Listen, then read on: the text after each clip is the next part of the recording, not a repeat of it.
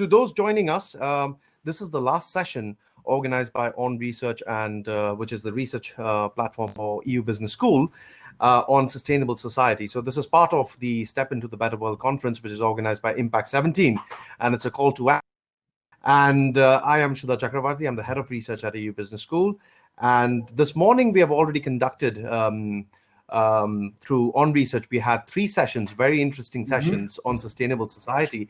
And we looked into the 3 main pillars. So one was on choices and human behavior and human experience, where we looked into let's say the interlinkages or the importance of behavioral sciences once again in coming up with sustainable solutions. Then we looked into smart cities, which is on the livelihoods and the livability of, let's say, sustainability and how do we design smart cities. Are smart cities also sustainable cities? Third, which was the last session, was on maximizing the fintech revolution and how can also fintech provide solutions for sustainability. So we kept the best for the last, of course, for you, Vincent, and we will basically, we will compile those ideas into our 4th session, which is on transformational thinking. And we'll take the example of Geneva as such. So, of course, you can broaden it a little bit more to Switzerland, maybe, but we will mainly take the example of Geneva. So joining me in this fireside chat is Mr. Vincent Subilia. He is the Director General of the Geneva Chamber of Commerce, the CCIG, and he's responsible for more than 2,500, I think, companies that you represent through your organization. And of course, Vincent, I will let you introduce yourself if I'm missing out anything, but you're a lawyer by training, and you've also worked for the state in Geneva as an economics, what you call economic officer for the state, and you've worked in many different law firms in different cities around the world. So you have an international experience and the background and the expertise that you bring in. So just a few pointers before we start.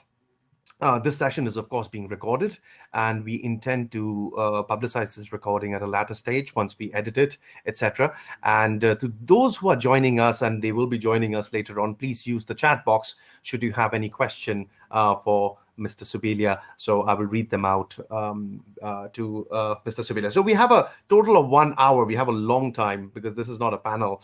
So we can take as much time as we want, Vincent. And so your answers can be long and elaborate, etc. So, Vincent, do you want to introduce yourself? Anything else that you would want to add in terms of what you do for the audience? Well, dear Suddha, dear attendees and dear students, it is a true pleasure and a real honor to address a few words to this landmark audience. Thank you for having me on your digital stage at the occasion of the Impact 17 conference by ONResearch.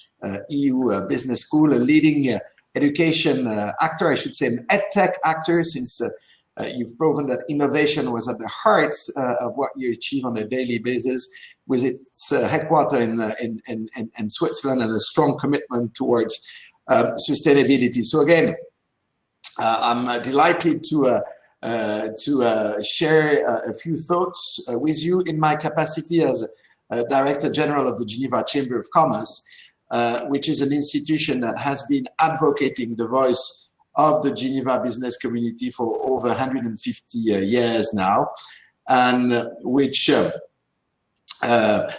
active both on the macro front, you know, in a very vibrant democracy such as Switzerland. We bring the voice of the economy within the economic field, and also more from a micro perspective, whereby we provide a wide range of services to our 2,500 corporate members. So again, here from the House of Economy, right in the center of Geneva, a pleasure and an honor to be with you, Suddha. And I'd like also to praise the interest of your students. I appreciate that I'm the last speaker after a dense and intense day of collective forward-thinking action. So thank you for bearing with me. Thank you very much, Vincent, for that introduction. So let's get straight into it. So I have a couple of questions. Some of them are broad questions, and where I think those who are joining us would, of course, benefit from understanding the Geneva model, or where does sustainability fit in when we look at it from the aspect of businesses, etc., or the difficulties that we have. The second part of this conversation with you, I would like to, let's say, ask you a few questions, maybe even challenge you, and challenge for the sake of bringing the understanding forward onto certain conceptual of, let's say, relevant terminologies that are becoming very, very popular, etc. So let's try and engage in what you call let's try to have an honest discussion on certain aspects of, let's say, businesses and sustainability, and taking the Geneva model. So with that, what I want to first ask you is that Geneva is positioned uniquely to achieve the Sustainable Development Goals, or could be a leader on various aspects of the Sustainable Development Goals.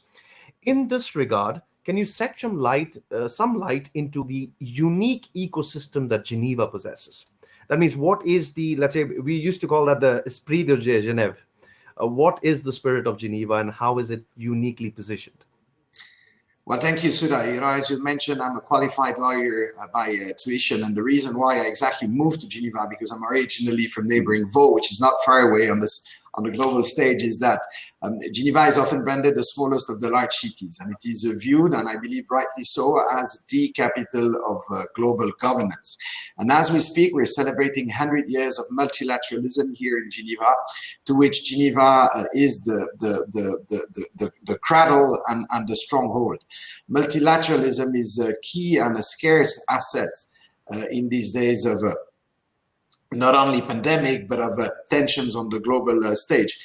And therefore, I believe that what you rightly described as esprit de Genève, which is that ability to convey different stakeholders across the same board to foster common action for good, is at the very heart of what Geneva achieves, and also within the DNA of Switzerland, which is perceived and truly so, I believe, again, as a neutral jurisdiction in the center of Europe, where a compromise and consensus is within our genes.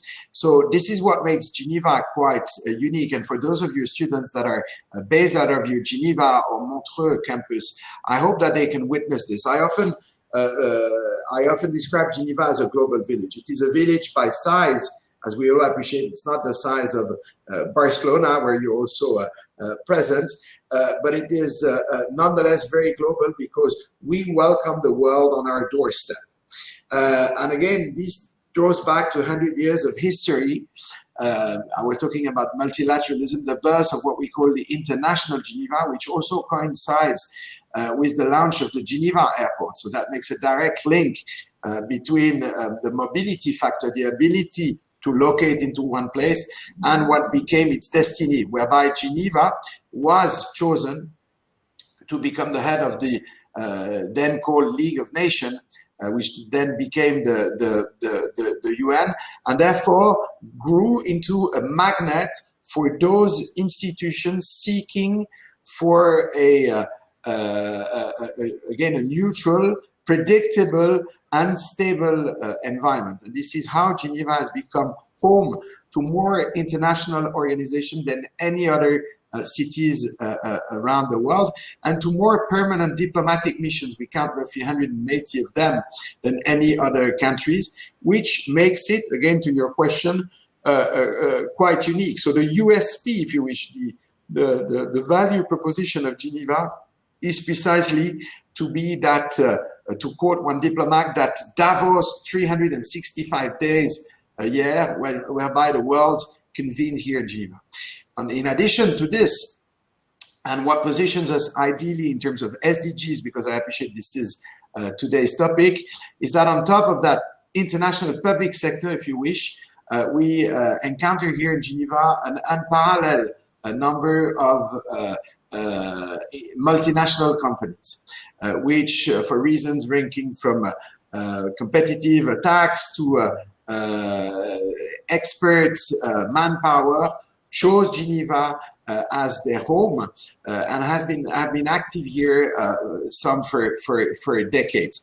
So that international, if you wish, factor is probably what defines best Geneva. And the key to one of the success driver, if you wish, is to allow for this world, the international world, with the public sector and the private sector, and the more local world, which are the two faces of the same coin, to foster a constructive dialogue. This is also one of the role of the Geneva Chamber of Commerce. And this is particularly key for SDGs, because as you know, among the 17 Sustainable Development Goals and the 169 targets that member state needs to achieve by 2030, and also a very ambitious agenda, partnership, which is objective number 17, is absolutely key.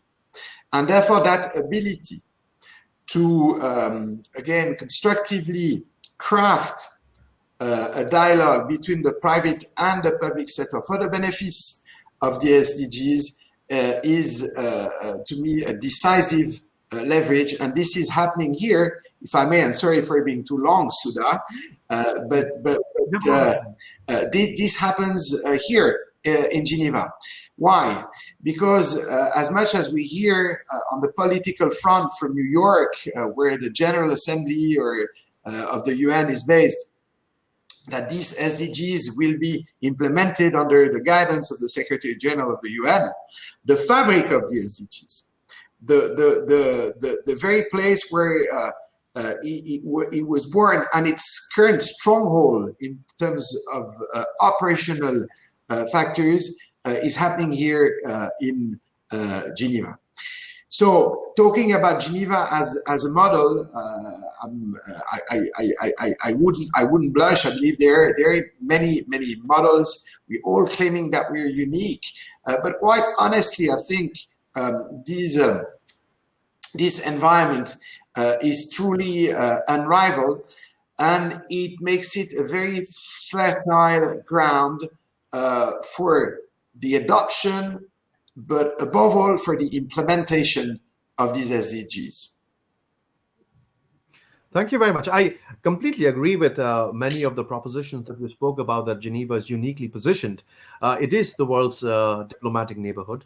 And you spoke about internationalism of, let's say, the United Nations, and which was preceded by the League of Nations. But we also had the ITU, which preceded in terms of internationalism in Geneva.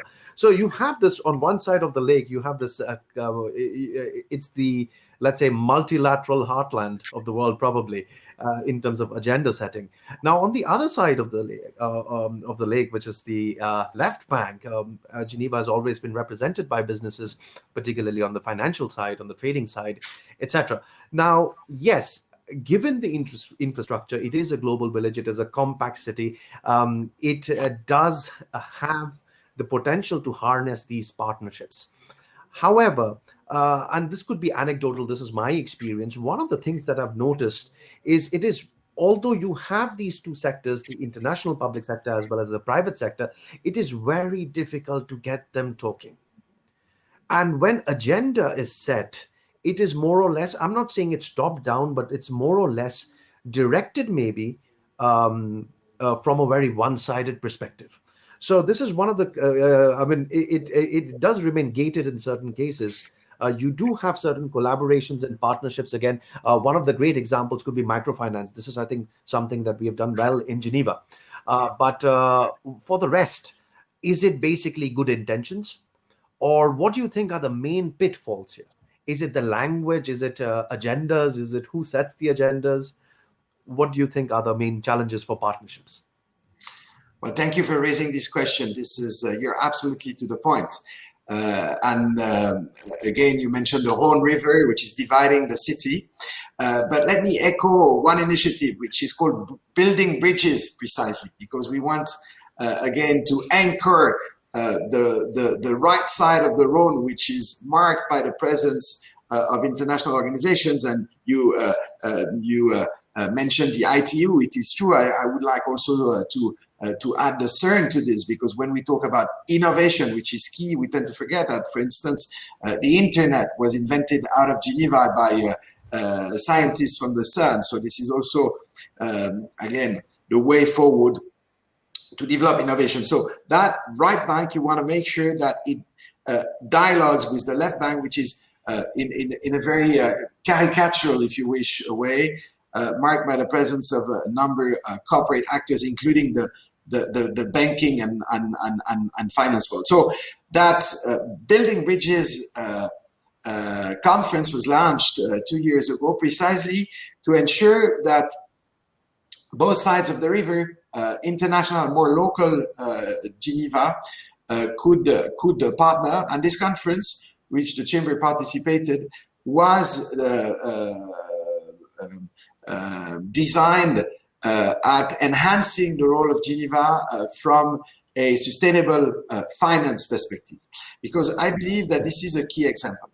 Geneva is considered as the inventor of private banking. It is viewed also as one of the key locations for commodities trading. So it has that two pillars, and there's a clear move towards a more sustainable finance. And I think there's a potential for Geneva to really grow into that capital of sustainable finance. And that conference was to launch also and to voice that positioning in a very competitive environment. One of the reasons, and this will really resonate as a clear example of that ability to work between the private and the public sector, is that Geneva is now home also to the headquarters of the global network of sustainable finance centers. So it has been perceived really at what could be the center stage of sustainable finance.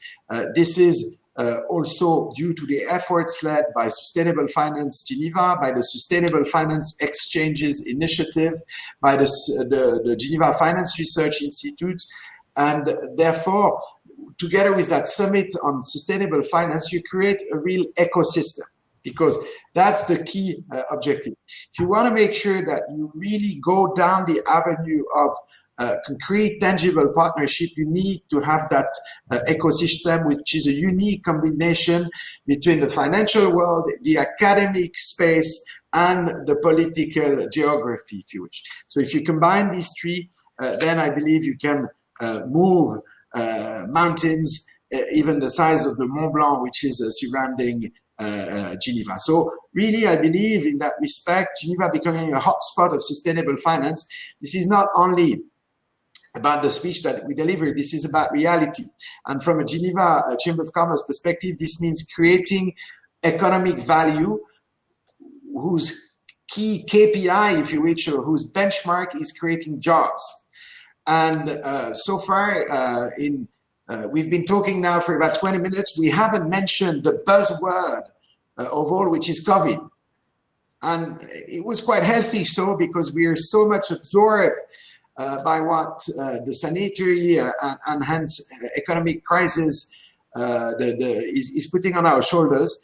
But the reason why I'm mentioning it, and there will be days after the crisis in the world of tomorrow, and we're seeing some lights at the end of that long Gotthard tunnel with the vaccines. But creating economic value, creating job is my job precisely, and is even more important in light of the historical unprecedented crisis that we are going through. And there, I believe one of the key success factors for sustainability will be to showcase the fact that it can be a driver for economic creation. Nowadays in Geneva, we believe that about 35,000 workplaces are driven by what we call social and solidarity economy. So roughly 10% of all jobs in the country. You certainly know that the International Labour Organization, which is also hosted in Geneva, estimated that by 2030, once we achieve the SDGs, 24 million jobs in that new economy should be created. So again, there is a tremendous leverage with the so-called sustainable economy in terms of job creation. If you look at sustainable finance, for instance, there's been an increase in terms of job, but above all in terms of investment, because this is eventually what we're seeking, in the range of 80% in 2018. And we believe that now 10% of the assets which are being under management in Switzerland are what we call sustainable investment. So this clearly illustrates, both from a macro perspective and on a micro level, that these SDGs have a true existence that can be quantified for the benefits of the majority of us. Thank you very much for that elaborate answer. I will come back, because this is what I really want to discuss with you, which is the creating economic value, creating jobs at a latter stage. But the topic is on sustainability and the SDGs as such. And here, as you mentioned, we have 17 SDGs, I think 169 targets. And you spoke about you finished your answer with these are, we are on target to measure them, etc. Now, this is one of the issues I have. I'm being a devil's advocate at the moment, but this is one of the issues I have, because most of these targets are quantifiable targets. Now, what is the problem with quantifiable targets is only those things that can be quantified are measured there.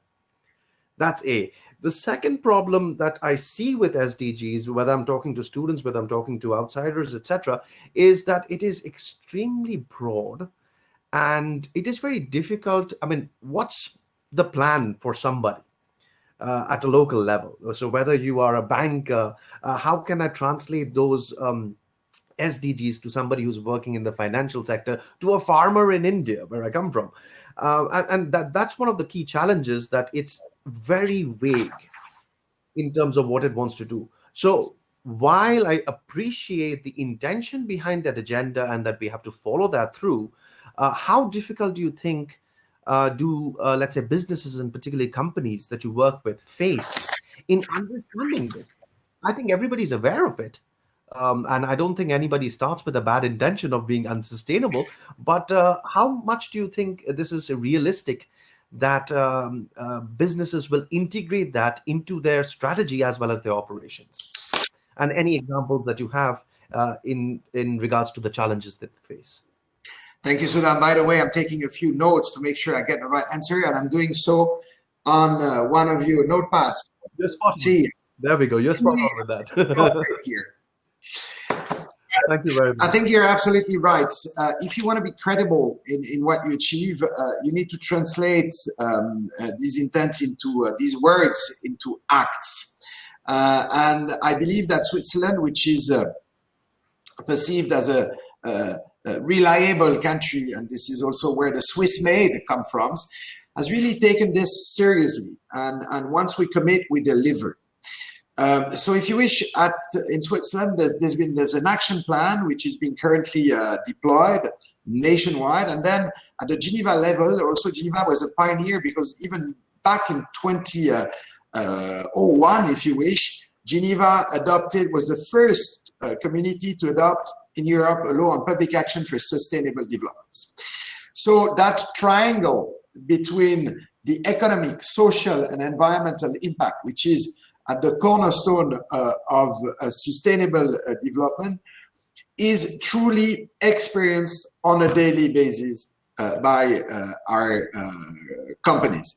This is not something which is abstract. Let me give you two key corporate examples, and then I will discuss some of what we here at the Chamber have achieved.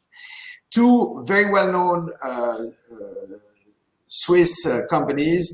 The first one, which is a leader in the fragrances and aroma field, which is Firmenich, has been truly committed to serve its customer while ensuring that it could mitigate its environmental footprint, that it could also prove in these times of pandemic agile and resilience. These are the two key words. And for instance, they have reoriented their production of certain brands into making hydroalcoholic gel liquid, such as the one here, within their fully automated company. Another brand which is well known, which is Caran d'Ache, which is the leader in handwriting, has totally reviewed his model to ensure that each and every action that you would take would be as carbon neutral as possible, and also as respectful of the environment, by using wood, for instance, for its pencil that comes out of monitored forest. So these are small examples, again, and there are plenty of them, within the global compact Swiss network, Switzerland, of companies that, again, on a daily basis are committed towards a better future. And I believe now that sustainability is not that if you wish, a greenwashing marketing gadget that we used to have. It is really now truly anchored within the DNAs of the company. First and foremost, because I believe that most of these companies are conducted by leaders that truly and genuinely embrace that challenge. And second, because peers pressure is key. And in a globalized world where everyone seems to be governing the world, because you could do so through posts on your on any social network, voicing your opinion and damaging what is the key asset of a company, i.e. its reputation, that it takes centuries to build but can take one click to be destroyed. Companies are very mindful. So again, leadership on the one hand, fear of potential collateral damages on the reputational front are two decisive ingredients for companies to react. Geneva is home not only to numerous financial institutions, but also known as hosting the largest number of commodities goods companies. Some of these companies are often also on the front pages, and not always for the good reasons, because they act in a field that can be sensitive. Whenever, for instance, you extract some products in exotic countries and like. What I have witnessed myself here in Geneva is how these companies have really addressed the sustainability issue by committing in a very honest way in improving their behavior, in, for instance, avoiding any pitfalls that would again be damaging or detrimental to the environment. You've possibly seen, because it hits the international press these days, the commitments that have been taken by the like of Nestlé on the plastic front, stating that it would become neutral in that respect in the years to come. Even the largest commodities conglomerate, Glencore, has taken recently some very serious commitments. So again, I believe that on top of the pressure, there is leadership, and there is a common sense that the world needs a better tomorrow, and this takes collective action in a swift manner. So again, I am being reasonably optimistic for tomorrow, because we all need, and for the 140 participants, which I understand are following us, to take action at our small level. This is the case for the Chamber of Commerce. If I may conclude with this, I tend to say that we're an SME with a startup spirit. We're Chamber 4.0, and also the pandemic has been an accelerator in terms of digitalization in that respect. But still, with my 30 colleagues, we try and improve the way we operate on a daily basis. And we are being very, very serious about sustainability. We've been a pioneer in that respect. We launched here in Geneva a management course on sustainability. We've been the one pleading sustainability together with the authorities. We want to do it in a pragmatic way because we echo the voice of the business, and we don't want to oppose business and environment. And in French, or for those that have studied ancient Greek, ecology and economy have the same root, which is echo, which means the house. And our house is on fire. So we need to find that common ground whereby we could achieve a better tomorrow while acknowledging that the economy is absolutely key, because this is where we create value, this is where we can have a job, we can pay taxes, and therefore invest into our health structures, which are much on demand through the pandemic. But we've tried at our modest scale to really make this happen. And I'm gonna quote two very, very humble initiatives. The first one, when I took over the chamber, I realized that there were hundreds of bottles of water and the like. I said, no, the water of Geneva, which we are blessed is fully fit for drinking and of very good quality. C'est l'eau de Genève, water of Geneva, eau de Genève. You can see it's the tailor-made. You have some here. So we decided that this is what we would offer internally. So we changed our entire system. Again, a drop in the ocean or a drop in the lake, but a drop, I believe, in the right direction. Soft mobility. We decided that we wanted to be, again, here aligned with what we claim. So I'm delighted to inform you that we will be launching just in front of the House of Economy here a public cycling place where people can just take these free cycles, and that the Geneva Chamber of Commerce will be sponsorizing, supporting many cycles that will walk or go around the city. It's not only because we can therefore promote what the Chamber does, but it's also this is a commitment of what we do.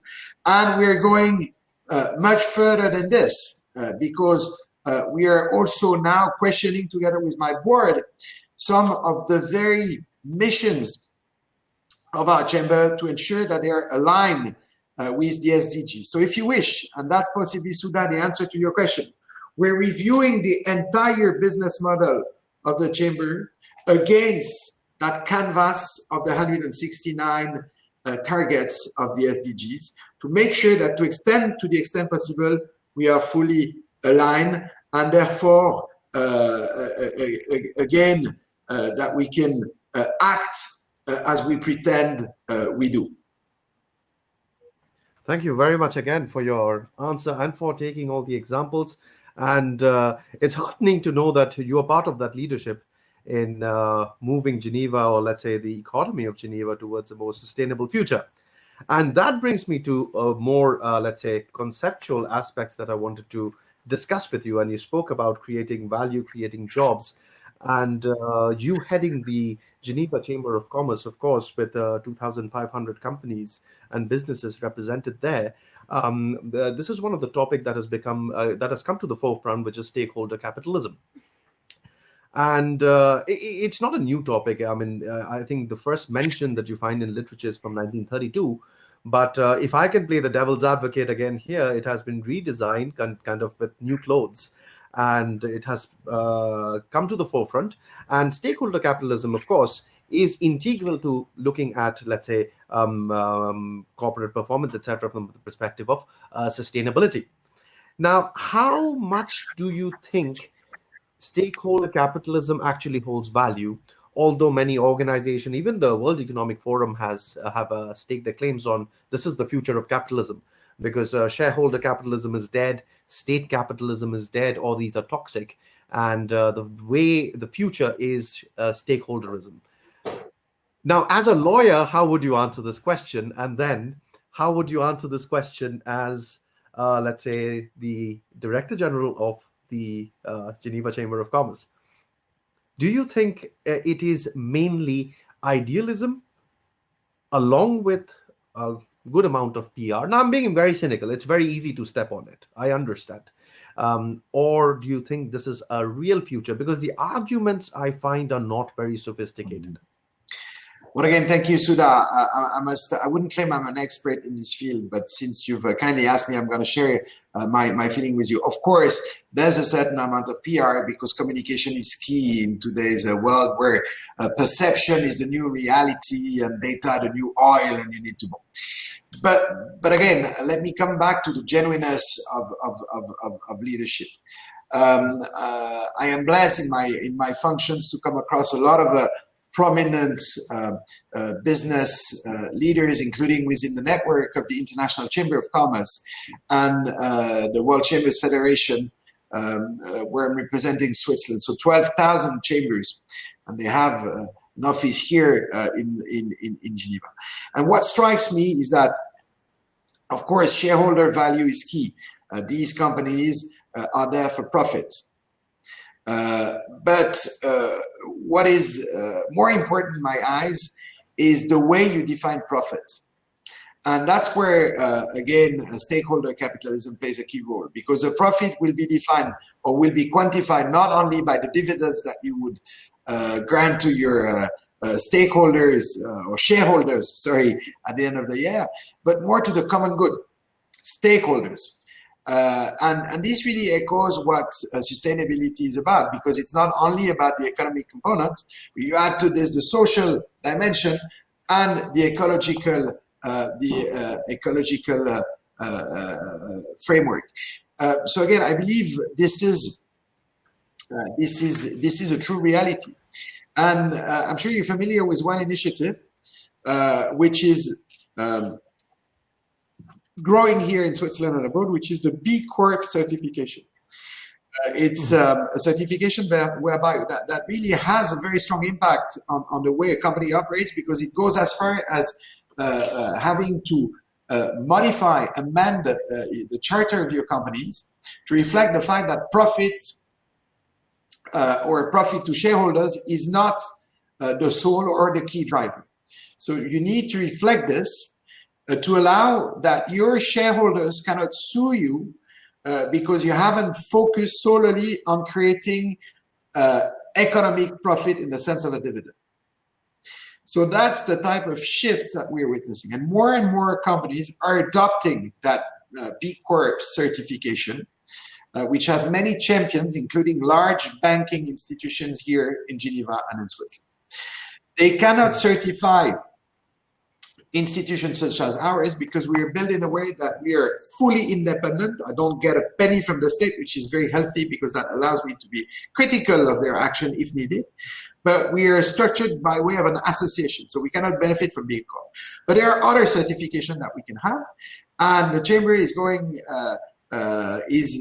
soon eligible for one of these certifications, and we shall also be joining a network which is called the Swiss Triple Impact Network, which is, if you wish, a family of business actors, be it associations such as ours, that are committed towards really implementing sustainability in what they achieve. So stakeholder capitalism, again, it's branding, but it's a branding that has substance, because I truly believe that it echoes a need by the civil society and by politician players and business actors to move towards a more not only sustainable but inclusive economic model. So as the World Economic Forum, also headquartered here in Geneva, I believe that this is also a way forward. Thank you very much, Vaso, for that response. But maybe let me make a proposition. Let me give you my arguments. And I will take a devil's advocate route. First of all, I'm a lawyer and an academic, so it's a very easy job for me to critique things. That's my job, to critique things. So it doesn't mean that I don't appreciate what's behind stakeholder capitalism. But you did give examples of, let's say, the bigger firms or the bigger, let's say, companies or in the financial sector, etc. But let's maybe focus on SMEs or those who, they have certain other, let's say, challenges with sustainability, etc. Now, if we take the issue of stakeholder capitalism, one of the fundamental flaws in the rationale, in the foundation itself, is you're making stakeholders essential. That means not just one entity, but let's say consumers, your employees, etc., etc. Now, from a perspective of intention, that is not bad. Everybody would agree to that. But the problem lies is once you make everything essential, that means nobody's essential. That's one of the main problems with stakeholderism. The second issue is that of the structure of corporations. And the fact that you have managers separated from owners, which are shareholders, and they have a fiduciary relationship. That means they act on the best interest only of their employers, which are the shareholders. Now, if you bind them, now we don't discuss whether you are going to bind them by law. And I hope in Switzerland we still have that notion of free market. That's one of the things I love about this place, that I do not want state regulation there, definitely. But let's assume that these regulations are implemented in law. Don't you think then it would insulate business leaders, managers from their shareholders, that they can take in even decisions without even being accountable for the best interest of those who invest? So my question is, it's not about the intention whether stakeholderism leads to a better society and a better future. My point is, where do we put the focus on? Should the focus be on the consumer? So I think Peter Drucker, the godfather of management, already spoke about that. So it's not just shareholder capitalism, state capitalism, or stakeholder. We also have consumer capitalism. Let's shift the burden onto the consumer. Would that be a model? I think you're absolutely right, Sudan, and again, I also have a hat as a member of the parliament. So I'm elected here in Geneva, and from an economic-driven family, which very much believes into the strength of entrepreneurship. And into the freedom to act in that respect. Once the very one you claim, and which I fully acknowledge and recognize myself. And if I can just interject before I'll let you finish the answer, because this is from I'm taking let's say a leap from Milton Friedman. And I think this whole concept that, let's say, companies should be looking at shareholder value, and it's not just for economic performance, it's also a moral argument. It's also a moral good. It's not just an economic. So, and that was, I think, that was published in the New York Times Magazine in 1970. And the understanding is what is the main purpose of business? And the Business Roundtable in 2019, this is what I find extremely vague. The main purpose of a business is to create consumers and to follow the laws. Now, yes, you have to follow the laws. Even I don't think Friedman would argue that you can do anything you want given the free market. There are certain parameters through which you have to function. So your employee satisfaction is very important to you because they are working for you in order to increase shareholder value. So do we need a hodgepodge of things? That's my question. Yes, companies or businesses have a primary role to play in sustainability, no doubt. But do we need to create such agendas which confuse, which kind of diverts the attention on real issues? Okay, and I don't think it really attains what it needs to attain. So I will leave that to you. I believe common good is a real issue. And I believe sustainability should be on top of the agenda of all business leaders, and is becoming to be the top priority. Then, of course, that should not deprive us from blowing that entrepreneurial spirit, and that therefore ensuring that there is an appropriate balance between legal requirements and you know that Switzerland is a very business-oriented, if you wish, economy in which we tend to grant as much freedom to business actors and the state really intervening when needed. So we need to strike that balance between what can be the leverage of the state to ensure that it is not hampering innovation, because I believe that innovation is really at the heart of how we can better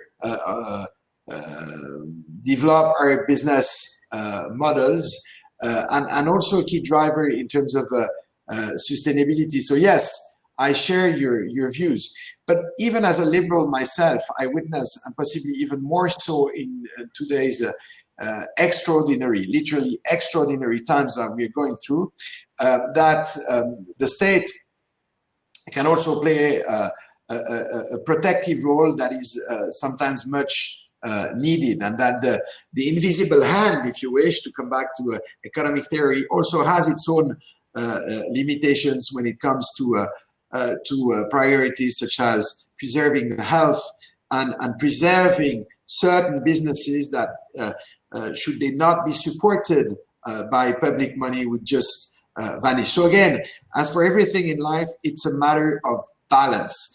And that's where one key element is pragmatism. We should step out of the dogma. So that's why I don't like concepts that are too much framed into very strict words. What's more important, you were talking about the spirit of Geneva, is the mindset that you have. So if and then the law is there to guide you and possibly to incentivize and encourage you to reach your objectives. And what is economy about? That's the key question. To me, economy is a mean, not a goal. It's a mean to achieve goods, and we all have our very personal and subjective definition of what good is.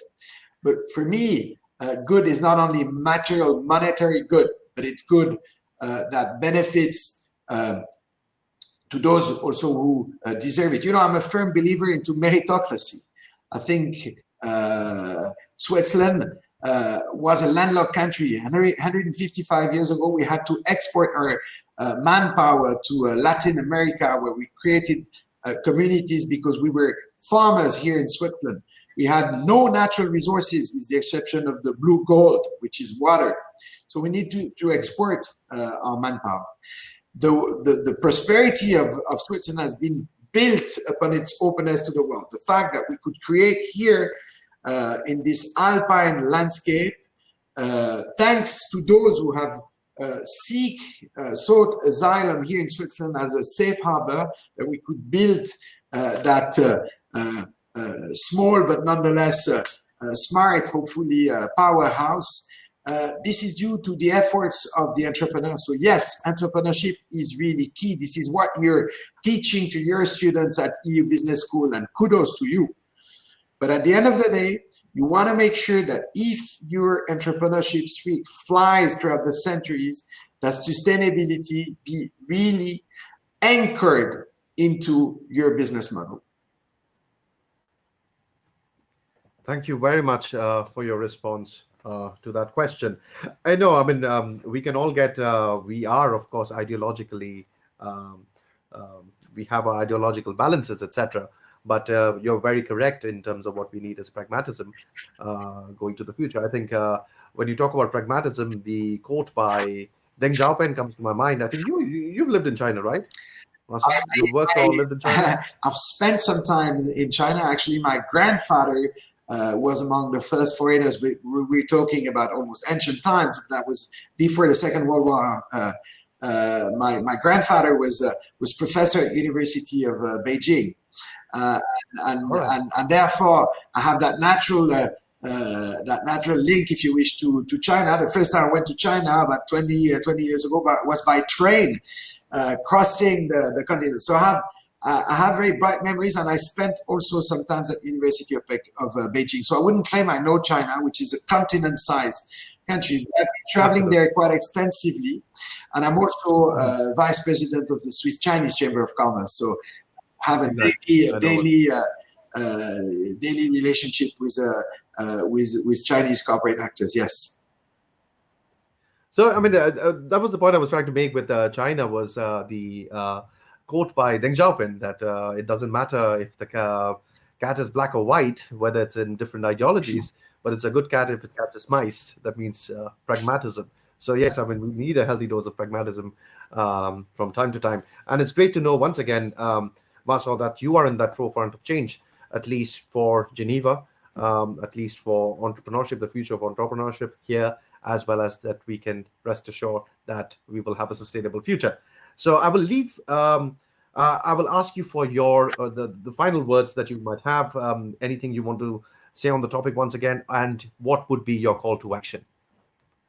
Thank you, Suddha. Well, I won't extend too much because I hope that only the audience is not too fed up with my thoughts. But again, I'd like to thank you all for your attention, and thank EU Business School for having me. It's always very fruitful to be able to exchange. And in one word, if I were to voice a call for action, I think in these difficult times, it is more important than ever to remain to retain to retain our motivation, which in my view is the best fuel ever. And this is also possibly a word I'd like to share with your student. We should be confident in what we can achieve tomorrow. And really, all of us have a key role, a critical role at our level to play, to craft tomorrow's world. It will require strength, it will require compromise, but never compromise on your own belief. And to make it a better world, we again need to ensure that sustainability, to which Geneva is a modern city, be at the forefront of what we achieve on a daily basis, to ensure that from a social, ecological, and economical perspective, we can all together achieve a better tomorrow. This is what the Chamber of Commerce will be working on for the 155 years to come, and this is what I wish to ONResearch EU Business School and to all of your students and the attendees of today's conference. So thank you again for having me. And maybe one key word, 5 capital letters which are key to me, is trust. Trust is what we need. Trust in tomorrow, trust within each other, being able to tackle these challenges, and we will grow stronger, hopefully together. Thank you. Thank you for your concluding remarks. Marcel, I can't agree with you more. We have hosted many events and trying to spread the discourse on how important trust is, particularly when you're looking into more metaphysical, let's say, concepts such as sustainability, etc. And this is what I've been, harping, that it's probably the cheapest asset you can deploy to solve a problem between, getting people together and technology, etc., that is making it even happen. You can harness it better. I mean, even in this conference, we could invite people from all over the world instead of them physically being here. Mm-hmm. So thank you once again. It was a pleasure talking to you. Thank you for taking the time from your busy schedule and always being a partner of EU Business School and ONResearch.